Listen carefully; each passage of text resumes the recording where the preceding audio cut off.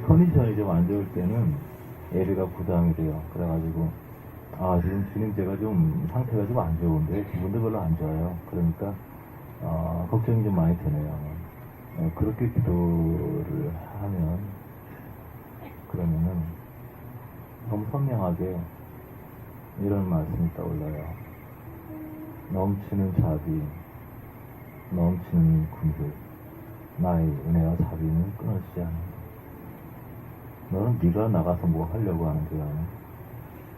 너는 가만히 있어, 입 다물고. 나의 넘치는 자비와 군술, 어떤 상황에서 끊어지지 않는다. 그 나의 마음을 전달하면 된다. 내가 그들을 얼마나 사랑하고 있고 기뻐하고 있고 우리 예배에 들려오는 그 모습들을 내가 기뻐하고 있는지 나의 은혜가 넘치는 사랑 군들을 전하면 된다. 그런 말씀이시죠. 제가 하나님께 가끔 암살을 때렸는데 지금 제가 체력도 쇠하고 몸도 약하고 은혜도 떨어져가지고 성도들이 아무도 저를 더 이상 귀여워하지 않을 거예요. 쓸모 없어지는 그런 때가 올 것 같아요. 주님이 그때가 되면 나랑 같이 놀면 되지 않니? 아무런 부담을 갖지 말고 내가 그들을 얼마나 사랑하는지 나의 넘친 군과 자비를 하늘과 땅에서 어떤 것으로도 끊을 수 없다는 것을 전하면 된다. 자기 스스로가 어떤 율법을 잘 지켜서가 아니고 모두가 각자 가지고 있는 자기 나름대로 어떤 행위를 지키려고 막 애를 쓰는 그것 때문에 내가 사는 것이 아니라 나의 넘친 공일과 자비로 내가 그들을 사랑한다. 나에게 무언가를 가지고 나올 수 있는 사람은 아무도 없다. 나의 넘친 공일과 자비로 그들의 행위 때문이 아니라 그들의 열심 때문이 아니라 그들의 노력 때문이 아니라 나의 넘치는 공일과 자비로 내가 그들을 사랑한다. 아무것도 없이 그저 나에게 온 사람들을 내게 사랑한다. 내게 아무 바칠 것도 없고 드릴 것도 없고 주님께 자랑할 아무런 상급받을 아무런 것이 없는 그저 뒷몸으로 온 자들을 내가 사랑한다. 자기 틀에 매여서 자기가 스스로 만들어내는 율법 스스로를 족쇄고 있는 그런 모든 것을 벗어나서 온전히 나를 바라보고 나의 은혜와 공의를 의지하는 자들을 나는 사랑하고 기뻐한다. 주님의 공의가 자비에 끊이지 않습니다. 오늘도 이 시간에 우리는 주님께로부터 힘을 얻을 것입니다. 우리 힘으로는 아무것도 할 수 없다는 것을 다시 한번 발견하고 확인하고 할 겁니다. 내가 전혀 잘난 게 없다는 것을 내가 할 수 있는 게 하나도 없다는 것을 우리 무능에 대해서 조금씩 더 발견하고 가는 시간이 될 것입니다. 하나님은 우리를 지키시는 분입니다. 그 하나님께 나와서 기도하고 예배하고 한 주 동안 개판 치는 분도 있을 것이고 정말 후회스러운 삶을 사신 분도 있을 것이고 지나친 근심과 걱정으로 마음이 답답한 사람도 있을 것이고 또 부분적으로 또 열매와 승리를 경험한 사람도 있을 텐데 승리 경험한 사람들은 감사하고 나머지 사람들은 또 주 앞에 위로를 받고 아버지 앞에 나온 것을 감사합니다. 모든 사람들을 모든 상태와 상관없이 주님은 넘치는 분과 자비로 우리를 안아주십니다. 우리들은 주님 앞에 나갈 때 그 가난한 친구와 같아요. 우리 주님께 드릴 게 없어요. 하나도 없어요. 우리들은 끊임없이 주님께 칭찬받아 어떤 거리를 만들려고 애를 써요. 봉사 열심히 하면 칭찬받을 거 생각하세요? 헌금 열심히 많이 하면 칭찬받을 거 생각하세요? 세상에서 성공하면은 칭찬받을 거 생각하세요? 하나님께 영광을 돌리고 그 스포츠 게임에서 슛을 넣으면은 주님이 기뻐하실 거라고 생각하세요? 모두가 스스로 만든 율법 때문에 주님이 별로 관심도 없는 거 가지고 그거 가지고 어떤 주님께 나아갈 수 있는 조건을 끊임없이 만들려고 애를 써요. 스스로를 옥죄고 자기도 옥죄고 자녀들도 옥죄고 비참하게 만들어요. 우린 다 빈잔이에요. 주님은 아무것도 구하지 않아요. 내가 원하는 건 너야. 너의 선물이 아니야. 이것이 은혜입니다. 주님은 우리를 사랑하세요. 주님은 여러분을 사랑하세요. 여러분의 잘난 거나 똑똑한 것이나 헌신이나 행위나 그것이 아니고 네가 영리하기 때문에 너를 위해 죽었다. 네가 돈을 많이 갖다 줬을 때 너를 위해서 죽었다. 네가 아주 부지런하기 때문에 내가 너를 사랑한다. 그 모든 것이 아니고 우리 빈잔을 가지고 주님께 나아갑시다. 그 하나님의 은혜 사랑 다 드립시다.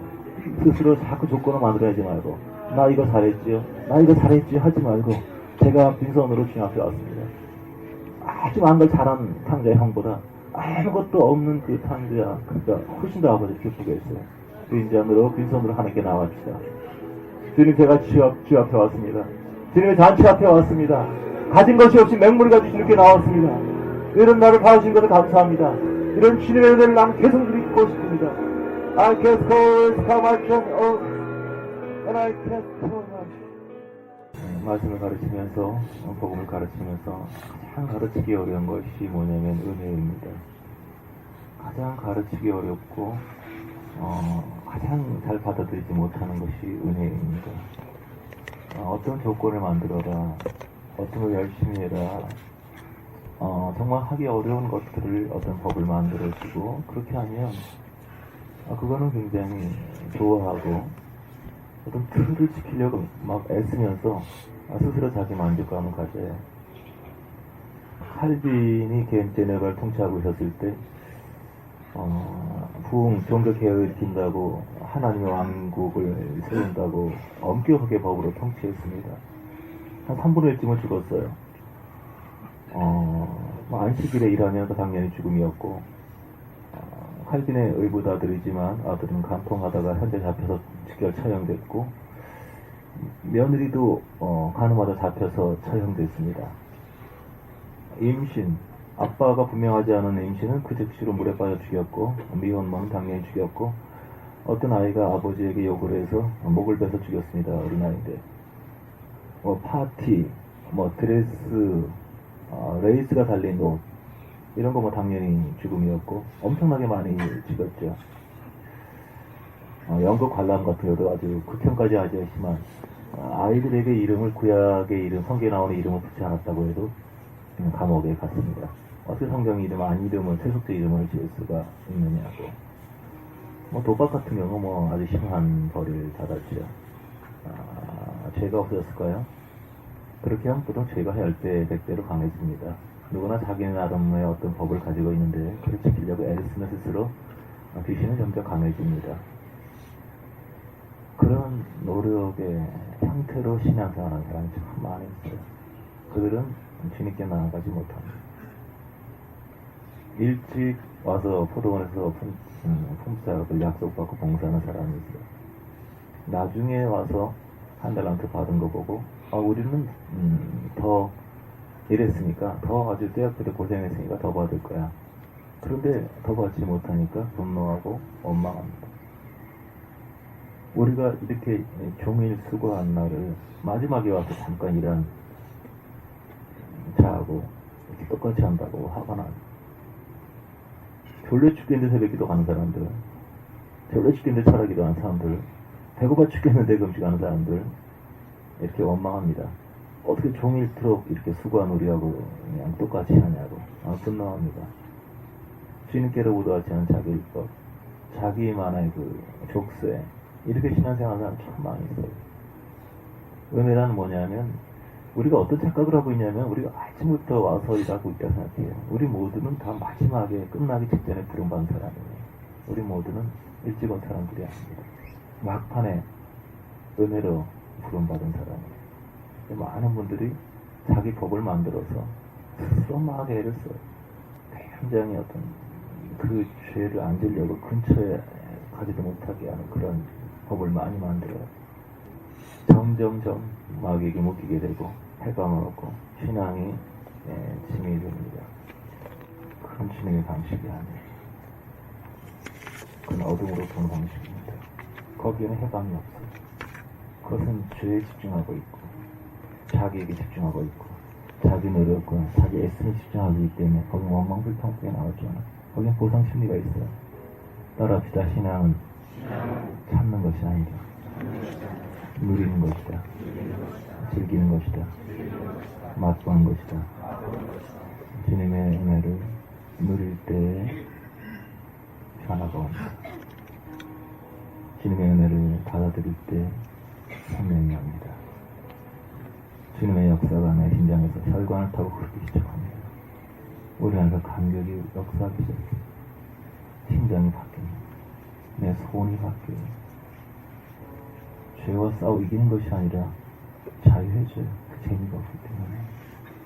오늘날도 끝없이 자기 노력을 만드는 사람들, 그리스도를 바라보지 않고 자기 애씀을 바라보는 사람들, 자유함이 없습니다. 죄를 끊으려고 많은 사람들이 금식하고 난리치고, 내가 아주 간단하게 이길 수 있는 방법을 좀 이따 얘기를 하겠습니다. 어려운 것이 아니에요. 예수 그리스도 바라보십시오. 우리는 하나님께 특히 한 가지가 있는데 그것은 우리 심장을 바치는 겁니다.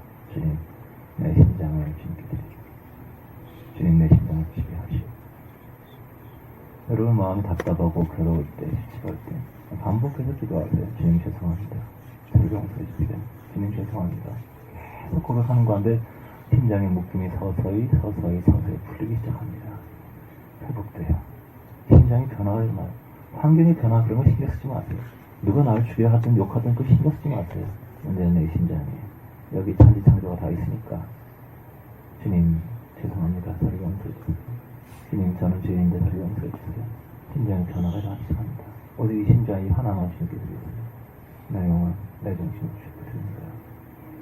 나는 나의 의로 주님께 나아가지 않겠습니다. 넘치는 자비에 무한한 긍휼을 당신의 사랑을 나는 받아들이겠습니다. 받아들인 만큼 우리는 변화됩니다. 받아들인 만큼 우리는 자유게 됩니다. 주님의 사랑과 주님의 관용, 그 긍휼을 내 심령에 흡수한 만큼 우리에게서 샘솟는 기쁨, 생수의 강이 흐르고 측량할 수 없는 기쁨이 일어나고 사랑이 일어나고 나로서는 도저히 할 수 없는 용기와 힘과 자유함이 일어납니다. 심장을 받으세요. 심장을 드리세요. 내 심장에 오시옵소서. 이제 내가 나의 가슴을 주 앞에 드리고 온전히 주님의 용서와 관용을 다시 한번 받아들입니다. 고백합시다. 지금은 아주 가까이 계셔서 손을 내밀어 닿기만 하면 잡을 수 있는 분이십니다. 뒤를 향하기만 하면 임하신 분이세요. 우리 시간을 주님께 돌리기만 하면 그분이 오십니다. 사람들이 예수님을 봤다, 금성스럽다 그러게 되면 자꾸 물리적으로, 촉각적으로, 시각적으로 생각을 하시는 분들이 있어요. 이게 오해입니다. 주님은 영이십니다. 그래서 그 주님의 음성을 육체로 듣고 육체의 눈으로 봐야 그게 정확하다고 생각하는 사람이 있는데 그렇지 않아요. 우리 뇌, 우리 의식은 물질에게 최적화되어 있기 때문에 뇌가 활동할 때는 해와 달이 동시에 있을 수 없는 것처럼 영적으로 연계가 느껴지지 않습니다. 그래서 우리가 주를 부를 때 주께서 가까이 임하시고 그 영이 우리 영을 타치하시지만 우리 겉사람 그걸 느낄 수 없어요. 느끼고 싶으면 뇌를 일종의 가사 상태로 만들어야 합니다. 바로 제3의 의식 상태, 자는 것도 아니고 깨는 것도 아니고 비몽사몽 가운데, 황홀한 가운데 이렇게 의식이 반의식 상태에서 주님이 임하신 것이죠. 그래서 사도 바울이 3층 전에 갔다 왔는데 몸은 돌로 쳐서 거의 죽을 상태, 몸은 아주 박살난 상태죠. 몸은 아주 숨도 못 쉬고 거의 죽은 상태인데 영은 열려서 이제 하늘로 갑니다. 그래서 그 영이 우리에게 와도 그 영이 아주 가까이 충만하게 임하셔도 우리 육체와 의식이 활동하는 이상 그 파장 속에서는 영을 동시에 느낄 수가 없습니다. 그러나 우리가 느낄 수 없어도 그분은 실제입니다. 물론 육체의 종도 성령이 외적인 역사에 임하게 되면 몸이 굳어지겠죠. 그리고 머리는 정지되겠죠. 몸을 움직일 수 없고 굳어진 상태에서 점점 그 영과 음성과 이게 선명하게 될 것입니다. 누구나 꿈을 꿀 때는 그림이 선명하게 보이죠. 그러나 의식이 잠을 자고 있기 때문입니다. 많은 기도 훈련을 통해서 의식을 잠재우는 사람들은 의식이 비어진 상태에서 영을 느끼기 때문에 그렇겠죠. 그러나 보통 사람들은 거의 의식을 훈련하지 못하기 때문에 지금의 영이 와서 잘 느끼지 못합니다. 하지만 이것을 알아야 돼요. 주를 부르면 그 주위가 주님의 영으로 둘러싸여 있다는 것. 주님과 성령과 천사들이 그리 둘러싸고 있다는 것. 우리가 세상을 보고 나 자신을 집중하고 할 때 주님과 우리 멀어지지만 우리가 마음을 향해서 예배하고 주를 향하고 주를 부를 때 그의 영은 상승해서 연기에서 주님의 조를 하고 있다는 것입니다. 주님의 빛, 예수를 부를 때 주님, 나의 하나님 이렇게 부를 때 하늘이 열려요. 영광의 색이 열리고 빛이 와요. 예수 이름처럼 아름다운 이름이 없어요. 예수, 주 예수요. 나의 예수, 나의 하나님, 나를 붙드시옵소서. 나에게 마시옵소서. 나를 치우시옵소서. 어느 우주가 잠잠해지고 하늘이 열려서 하늘의 은총이 한없이 끝없이 우리에게 많은 순간입니다. 느낄 수도 있고 느낄 수도 없고 그건 상관없어요. 그것은 사실입니다. 주께서 오십니다. 주를 붙잡을 때 주께서 우리를 붙잡으십니다. 주님, 나를 지나가지 마세요. 나는 지금 주님 붙잡기 원합니다. 내가 손을 내밀어 주를 만집니다. 주의 옷자락을 만집니다. 주님의 손을 만집니다. 주님, 나를 불쌍히 여겨주시옵소서. 그 기도가 임하고 주님은 임하십니다. 눈을 들게 돌려 그 찬란한 얼굴 보라. 그 영광의 길 앞에 세상 그 인심을 바라지는 아주 오래전에 데니셀 굿델 목사님이라는 분의 부흥 집회에 상전이 있었는데 이 찬양을 참 감동적으로 본 것 같아요. 이 굿델 목사님 목소리가 굉장히 큽니다. 그냥 기차와 더 닮은 것 같아요. 자기가 월남에 선전이 있었는데 월남에서 열심히 총격전이 하루 막 격심하게 벌어졌는데 한참 총격전이 사라지고 문득 나중에 정신을 차려보니까 전쟁 끝났는데 자기 주위에 살아있는 사람이 아무도 없었다고요. 배트공도 다 가버리고 자기 혼자 산다. 온통 보니까 피, 혈은 팔다리가 떨어져 나간 자고 내장이 터진 자죠. 목이 떨어져 나간 모습. 그래 가까이 있는 친구가 눈을 꽈지으로 죽어가고 있었어. 가슴에 피가 콱콱콱. 너 살아야 돼. 죽으면 안 돼. 살아야 돼. 내 고향을 부르면서 어머니 어머니 어머니 내 고향 얘기하면서 어머니 어머니 하다가 모두 눈꺼풀을 다치셨어. 그리고 막 소리 질렀어요. 하나님 주님 나는 전쟁 싫어요. 나는 전쟁이 싫습니다. 난 죽고 싶지도 않고 이해할 수가 없습니다. 왜 이런 생각 만들었고 왜 이것을 허용하십니까? 비명을 너무 괴로워서 너무 힘들어서 견딜 수 없는 충격 때문에 막 나는 전쟁이 싫다고 막 소리를 질렀는데 마음속 깊은 곳에서 평안하라 그런 음성이 들렸다.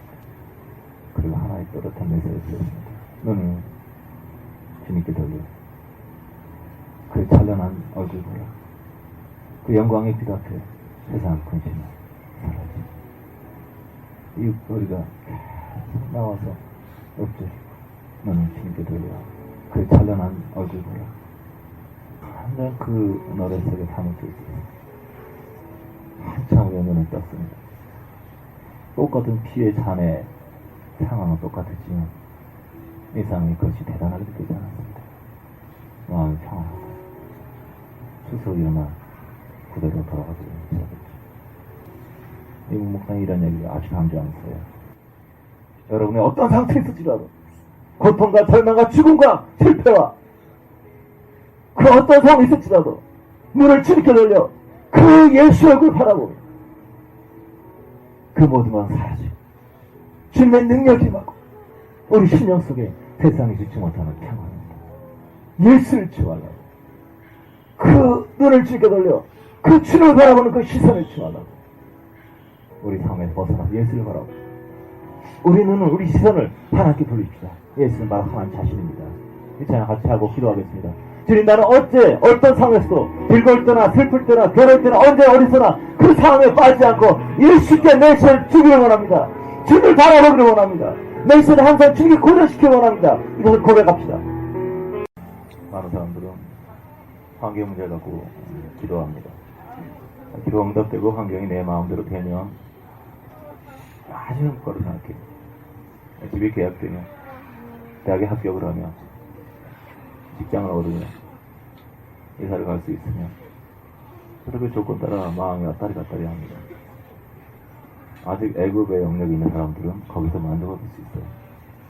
영혼의 단계, 성장 단계에서 아주 물질 영역에 끌린 사람들은 환경을 통해서 기쁨을 얻고 환경을 통해서 좌절합니다. 환경을 끌면 속상해하고 환경을 풀리면 같이 기뻐집니다. 아직 물질계의 영역, 아직 물질계의 지옥, 두 가지 지옥이 있는데 하나는 광야라는 그 자아의 감옥이 있고 이기심의 지옥이고 애국은 물질의 지옥입니다. 물질 감옥입니다. 아직 그 지옥에 있는 사람들은 환경을 바라봐요. 이 문제 해결돼야만 기뻐.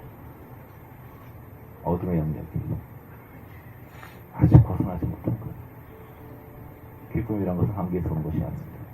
그것은 아직 내 고통을 벗어나고 싶다는 내 육체의 감각이 살아있기 때문에 육체의 감각, 육체의 만족, 본능의 만족을 좋아하기 때문에 거기 갇혀 있는 거예요.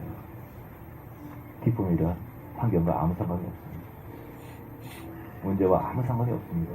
질병과 아무 상관이 없습니다. 그것은 우리 영혼의 상태예요. 행복과 불행이란 영혼과의 주님과 우리의 거리 오직 그 한 가지뿐입니다. 영혼이 깨어날수록 우리는 돈으로 만족이 안 되고 먹는 것으로 만족이 안 되고 고통이 사라지면서 만족이 안 되고 오직 하나님의 향한 갈망만이 우리를 만족시켜 하게 돼요. 그래서 지금 이 상태에서 이게 해결돼서 이런 기도는 참 시간을 많이 버리는 기도예요. 지금 이 상태에서 내 심장에 기쁨이 쏟아지기 원합니다. 문제가 해결되기 전에 지금 이 상태에 내 가슴에 기쁨이 쏟아지기 원합니다. 내 가슴에 주님이 지배하심이 가기 원합니다. 이것이 근원이에요. 바깥에 따라서 좋았다 싫었다 하는 사람은 아직도 갇혀있는 거예요. 애굽 속에서. 거기서 나와야 돼. 저주의 세상에. 애굽이 왜 물질계의 감옥이냐 하면 사람은 육체와 영혼을 가지고 있습니다. 육체는 물질적이고 눈에 가시적인 것이지만 영혼은 보이지 않습니다. 영혼은 보이는 것으로 만족하지 않아요. 영혼은 먹는 것으로 만족하지 않습니다. 육체의 행위로 만족하지 않습니다. 육체의 쾌락으로 영혼은 만족되지 않습니다. 그거는 그냥 흙덩어리, 육체가 좋아하는 걸 뿐이에요. 육체는 똑같은 물리적 공간에 있습니다. 이 자리에 많은 사람이 있어요. 하지만 비물질적인 세계, 몸은 다 똑같이 이 공간에 있는데 그 생각의 상태, 정신계는 다 틀립니다. 각자 생각한 게 다 틀리죠. 또 각자 영은 또 다 틀려요. 각자의 영이 어디 있느냐?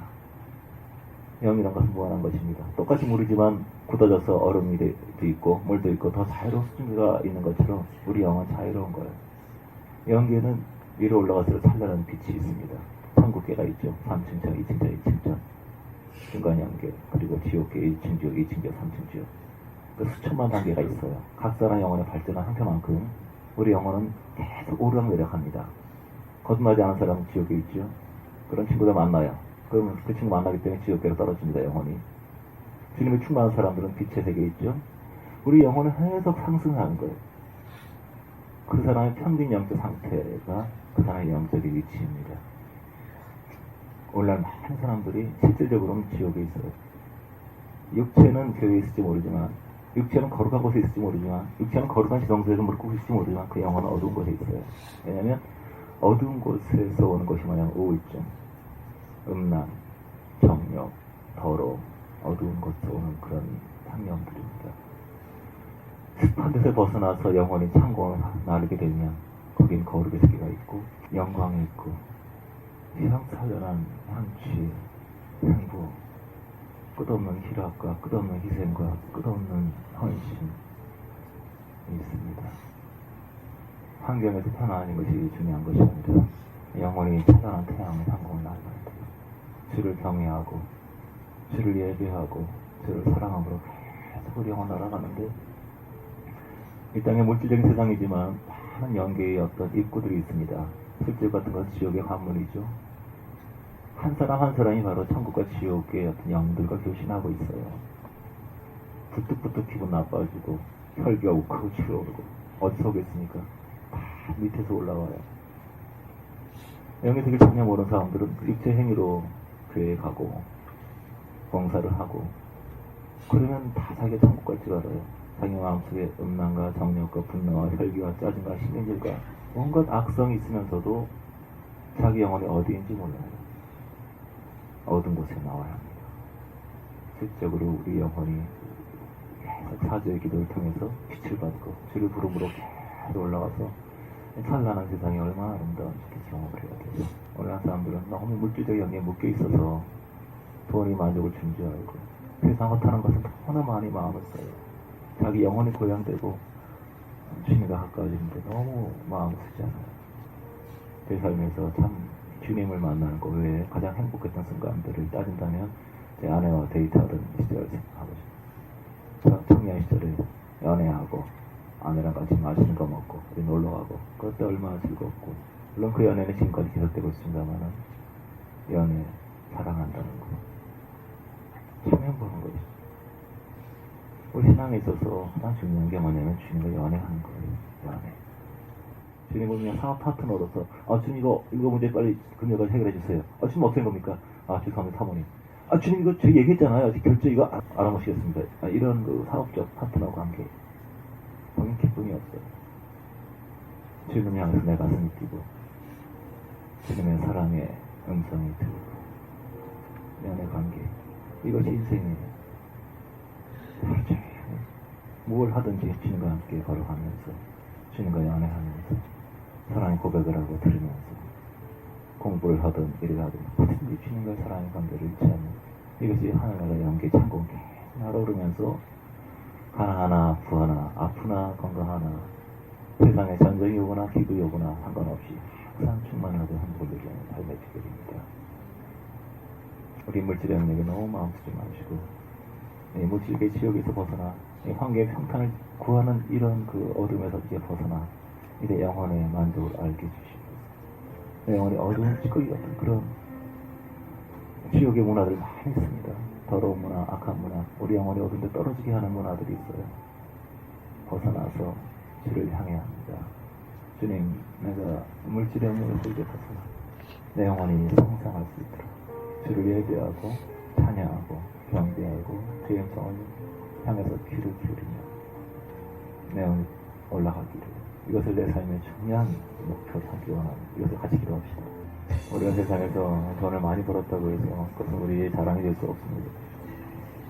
근데 아기 바치게 공부해서 남들이 알아주는 대학 그런데 나왔다고 해서 그것은 우리의 자랑이 될 수 없습니다. 좀 더 남보다 지덕할 뿐이죠. 우리가 남보다 더 많은 지식을 갖고 있다고 해서, 독서량이 많아서 풍부한 지식과 명체를 갖고 있다고 해서 그것은 자랑이 될 수 없습니다. 머리를 많이 쓸 만큼 몸은 약하겠죠. 우리 마음속에 두려움이 일어난다면 부끄러움이 됩니다. 우리 마음에 더러움이 일어난다면 그 하지는 일이죠. 분노가 일어나고 신경이 일어난다면, 짜증이 일어난다면 사람들 꼴보기 싫다면 우리는 아직 실망할 단계는 아니지만 아직 어린 양력, 어둠의 굴에서 벗어나지 못했구나.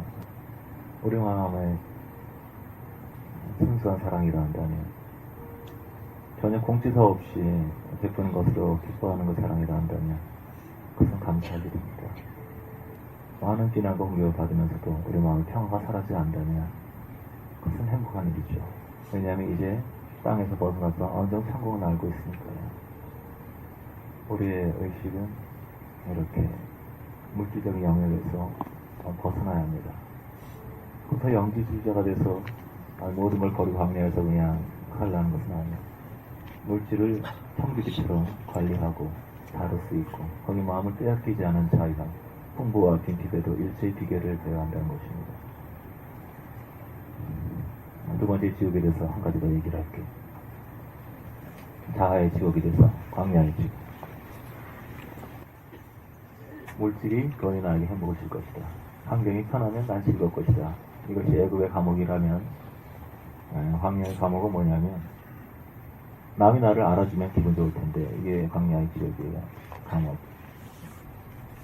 누구나 자기가 남에게 관심을 갖고 사랑받는 것을 좋아하죠. 본능적으로. 어린아이도 얼레주고 안아주고 할 때 웃죠. 어린아이들 큰 소리 치면 다 울 거예요. 따라가죠. 누구나 자기에게 친절한 사람을 좋아해요. 관심 받는 걸 좋아하죠. 기분이 좋아져요. 칭찬을 듣고 인정을 받고. 그 상태에서는 아직 가난에 들어갈 수가 없어요. 왜냐면 아직 그 상태는 무적행의 상태이기 때문입니다. 무적행이 뭔지 아시죠? 모든 에너지를 내게로 빨아들여요. 지구 인력과 같아요. 지구의 인력은 모두가 다 자기를 끌어당겨요. 이 타락한 속성이 광야에서 나타난 겁니다. 애국 때는 워낙 쥐어맞고 터지고 하기 때문에 성질이 나타날 수가 없어요. 기가 죽어 자라죠. 그런데 이 칭찬받고 인정받고 이제 기 중에 회복되게 되면 광야에서 자기 성질이 올라와요. 나한테 잘해주는 사람을 찾고 나한테 이렇게 이쁘게 잘해주는 사람을 끌어당기는 거야. 에너지. 그게 지옥의 속성입니다. 그래서 행복하지 않아요. 굉장히 많은 사랑을 받고 다윗처럼 그 자식 교육을 개차반으로 시킨 사람이 없죠. 아도니아에게 네가 어찌 그렇게 했느냐 뭐 서운한 말 한마디 안 해요. 다윗처럼 자식 교육 망친 사람이 없어요. 다 비참하게 죽었어요.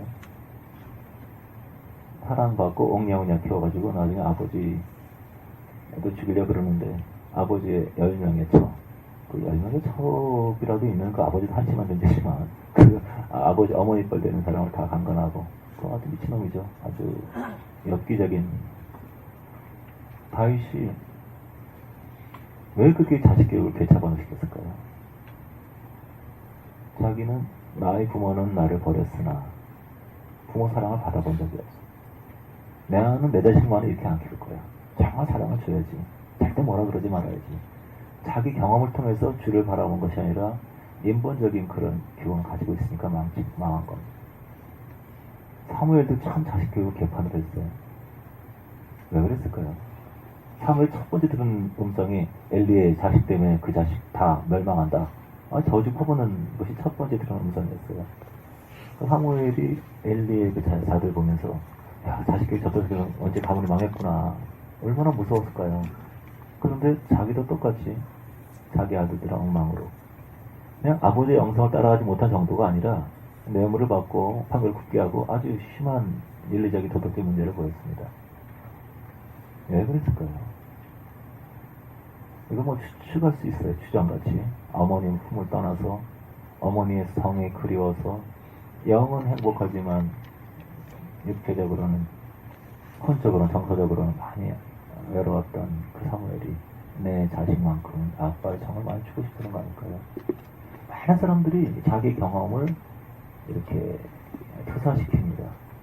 경험을 통해서 지능을 배워야 되는데 반작용이 되는 거예요. 내가 공부 못했으니까 넌 공부 잘해야 돼. 내가 가난하게 살았으니까 너만큼은 가난을 겪지 말아라. 아빠가 고생 많이 했으니까 너는 고생하지 마. 이런 식으로 자기 경험을 거꾸로 이렇게 시계처럼 왜곡시켜서 반복.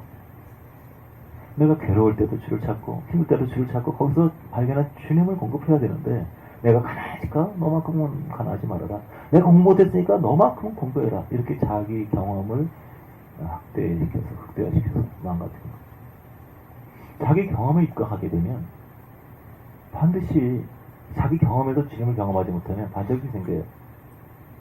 목사님들이 참 권위의식이 많습니다. 왜 그럴까요? 보통 열등감 많은 사람들이 보면 권위가 많고 화를 잘 내요. 그러니까 자기의 경험을 자기 인간의 방법으로 하게 되면 반드시 재앙이 나타납니다. 자식 교육처럼.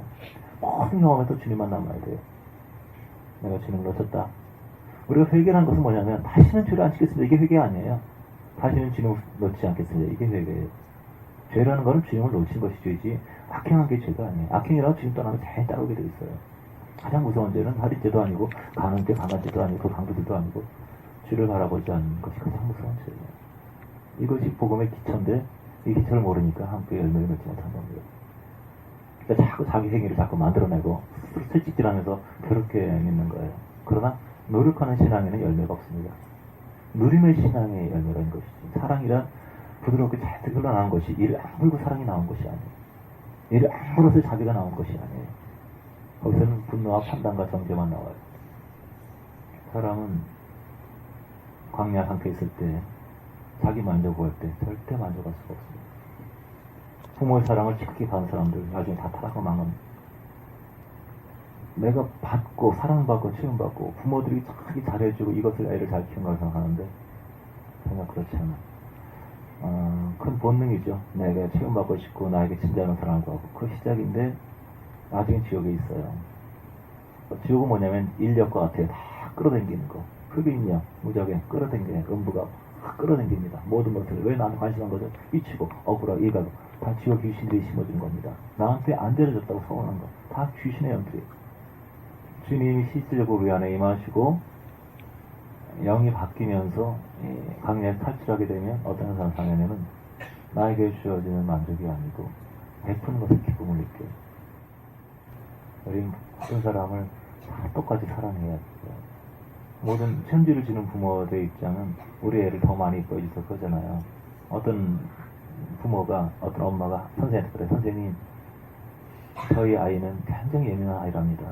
그래서 웬만한 거 잘못한 거 있더라도 직접적으로 꾸시지 마세요. 얘가 뭐 잘못했으면 그 옆에는 짝꿍을 혼내세요. 그 정도만 해도 얘는 충분히 알아듣는답니다. 이게 사람의 본능이에요. 보통 아이들 얘기 듣고 친구 어디 있어? 꽉 혼내주고 이런 거 엄마 마음이죠. 이것이 자기중심적인 가치관, 이것이 본능이죠. 무자병의 지역에 있는 것인데 받을 때 기쁨이 느껴지지 않고 줄 때 기쁨이 느껴요. 저는 사역을 할 때 주기 위해서 하는 겁니다. 사역을 하니까 행복해요. 책을 못 써요. 경제나 모든 면에서 많이 손해가 많이 가요. 근데 주는 게 행복하니까. 사람을 섬기는 것, 다른 사람을 기쁘게 하는 것, 이것이 인생의 목적이 되어야 돼요. 물질이 아닌 영혼의 깨어남의 목적이 된다면 결제로는 사람을 행복하게 하는 것. 거기서부터 우리 심장이 깨어나기 시작해요. 남에게 상처 주면서 자신 전혀 모르는 사람이 많이 있어요. 아직 감옥 속에 지옥 속에 있어요. 나의 기쁨, 나의 오름, 나의 탁월함, 나의 자랑, 여기 관심이 없어지고 어떻게 이 사람을 행복해 해줄까? 어떻게 이 사람을 행복해 해줄까? 결혼한 순간은 나는 죽은 거예요. 내 삶은 끝이에요. 어떻게 남편을 기쁘게 할까? 거기서부터 천국의 기쁨이 오기 시작해요.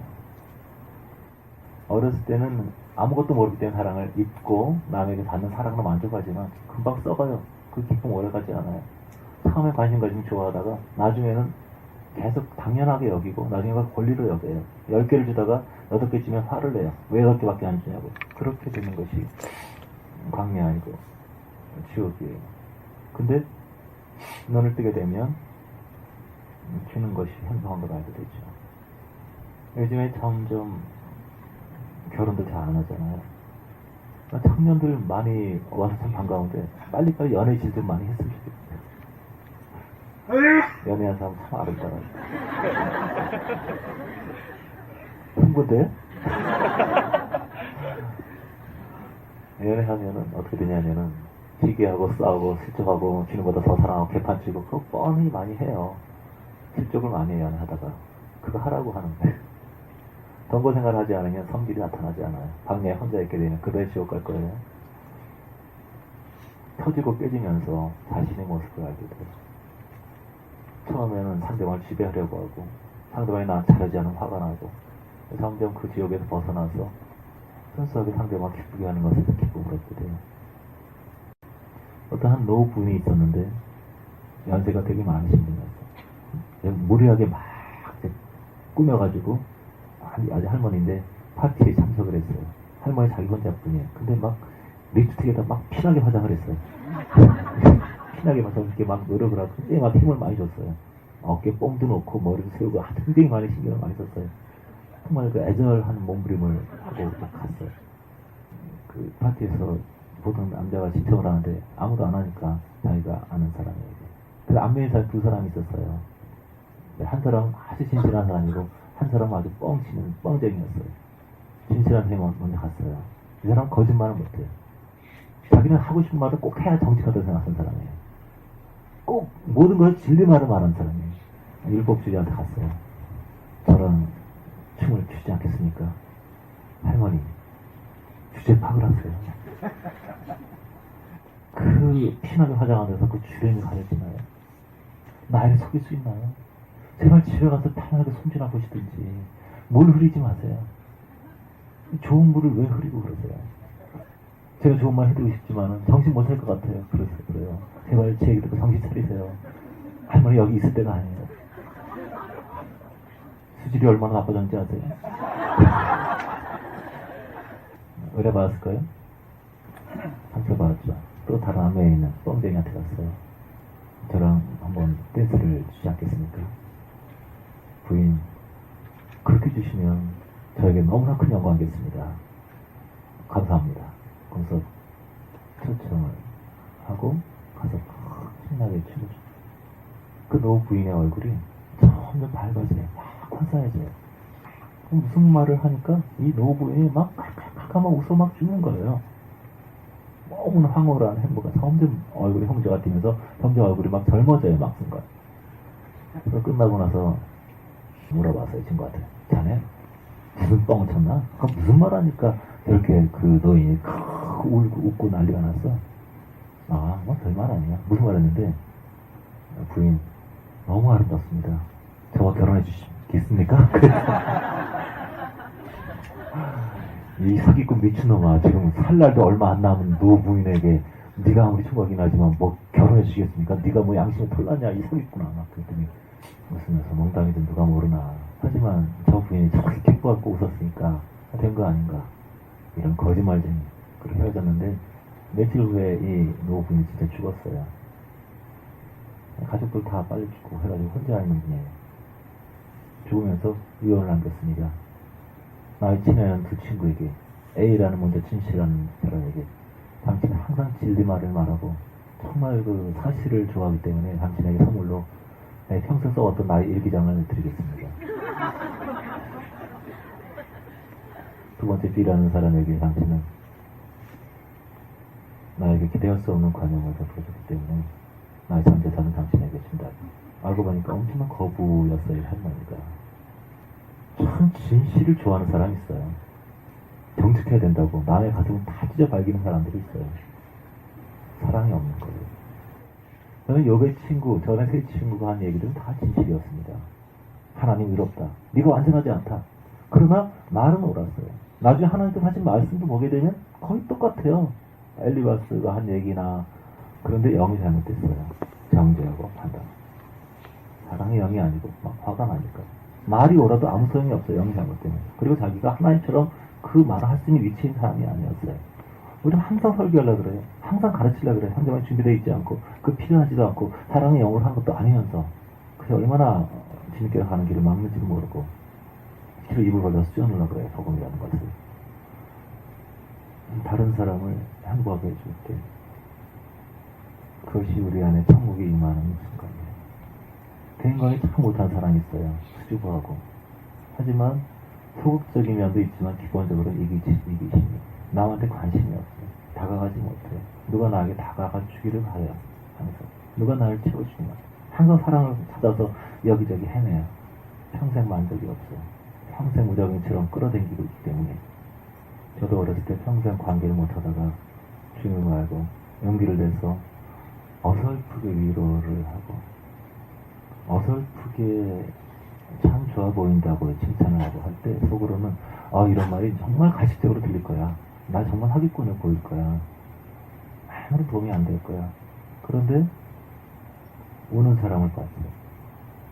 정말 아무 감동도 없이 그냥 괜찮아요. 힘내요. 그래서 제가 충격을 받았어요. 이렇게 잘 못하는데도 한 걸음 믿음으로 하니까 이거가 필요한 사람이 있구나. 그리고 모든 사람들은 위로를 기다리고 있구나. 제가 항상 고독하다 나는 혼자다 그렇게 어렸을 때 항상 책에 파묻혀 살았는데 나중에 생각해보니까 고독한 것이 아니라 이기심의 지옥에서 빠져있었어요. 남한테 아무 관심이 없었어요.